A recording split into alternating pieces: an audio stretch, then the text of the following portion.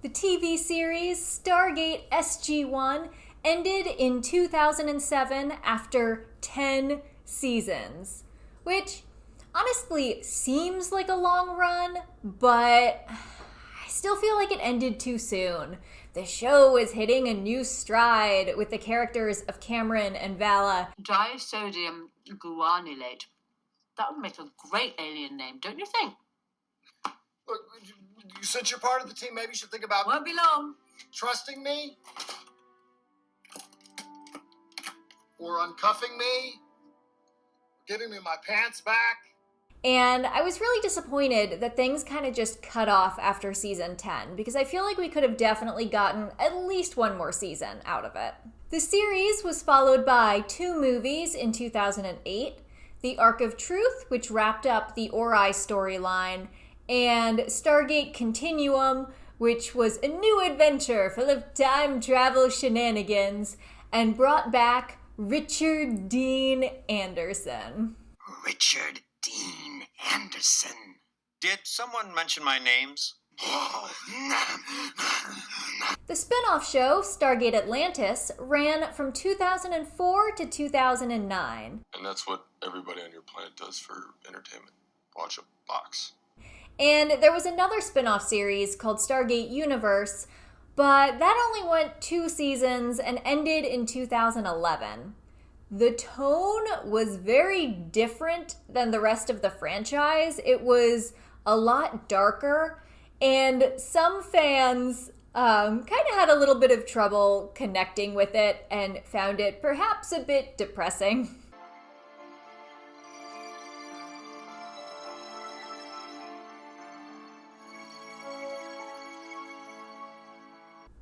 We do not speak of Stargate Origins here. So it's been a long time since we had any new Stargate content.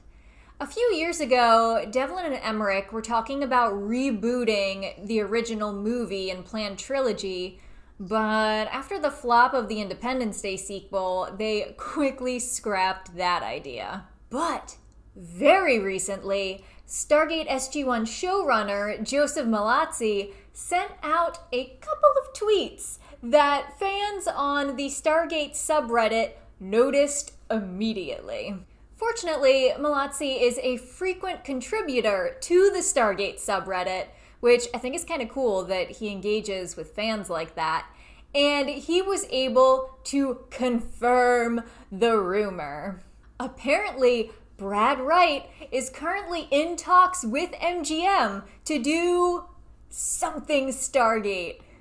Obviously, Joseph Mallozzi couldn't give us too many details, but he did say that it would be a Stargate series that exists within the current canon and would give us the opportunity to see a few familiar faces. He also indicated that the new series would, at minimum, be able to give some sort of verbal update as to how things were going with Atlantis and what had possibly happened to the ship Destiny from Stargate Universe.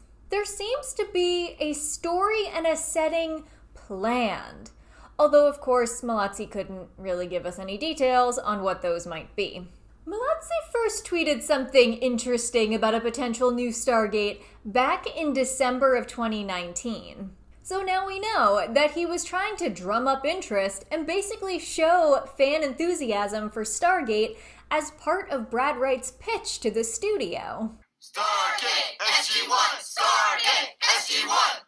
Part of me feels kind of weird making a video about something that I saw on Reddit because that's not my usual style of content, but 1, I'm very excited, and 2, Mallozzi said that a crucial part of making sure that a new Stargate series gets made is showing that there's still a lot of fan interest in new Stargate content. So that is what I am doing. I am making sure that I am a fan who is showing interest. And I also kind of imagine some, poor intern having to put together a social media monitoring and analytics report showing all of the Stargate mentions, within the past calendar year. And in some collage of, tweets and Facebook posts and articles and whatever is just a little screenshot of like me in this video making just the most awkward face imaginable. I would love it. Some people dream big. They're like, I want to be an extra on Stargate. And I'm like, I want to be a screenshot in the Stargate social media mentions report. Yes. So how close is this series to getting made? According to Mallozzi, 5 chevrons have been encoded. So assuming that we're calling from an Earthgate to somewhere within our same galaxy, it will be Chevron 7 that locks. And so I am amping up my excitement accordingly. Yay!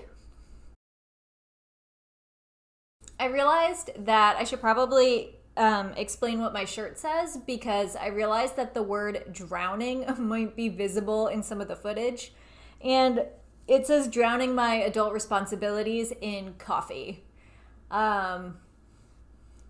Both Daniel Jackson and I have a love, perhaps obsession, for coffee. I did not wear this shirt though as a tribute to that. It's very comfortable, and that's what I wore today.